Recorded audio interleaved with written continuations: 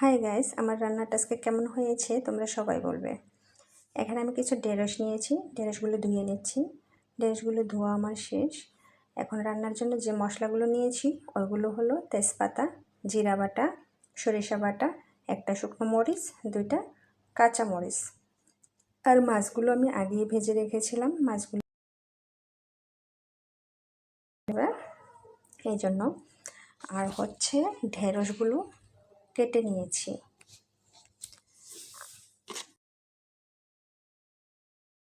আলু নিয়েছি। কড়াইতে এখন আমি সাদা তেল দিয়ে দেব। দেওয়ার পর আলুগুলো দিয়ে দিচ্ছি। আলুগুলো আমার ভাজা হয়ে এসেছে যখন কিছু, তখন হচ্ছে আমি ঢেঁড়সগুলো দিয়ে দিয়েছি। তো ঢেঁড়সের সাথে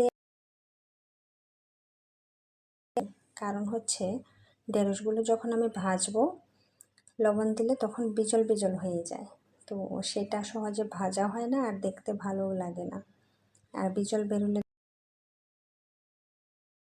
ঢেঁড়সগুলো অনেকটা ভাজা হয়ে এসেছে। শেষ। এখন আমি ঢেঁড়সগুলো একটা বাটিতে নামিয়ে নিলাম। ঢেঁড়স আর আলু ভেজে নিয়েছি। এখন কড়াইতে তেল দিয়ে হচ্ছে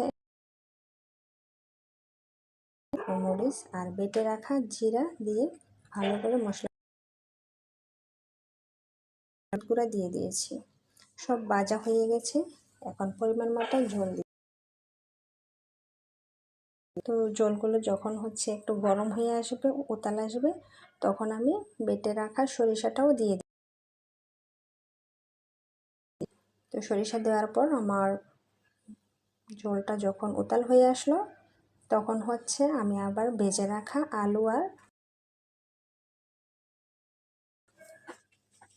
দেওয়ার পর আমি মাছ দিয়ে দিয়েছি। তো আমার তরকারিটা অনেকটা হয়ে আসছে, আর একটু হবে। কেমন হয়েছে? তবে এই রেসিপিটা খুবই মজা, তোমরা একদিন বাসায় ট্রাই করো, খেয়ে দেখো। যে খেয়েছো সে তো খেয়েছেই, আর যারা খাওনি তারা খেয়ে দেখবে যে কেমন হয়েছে।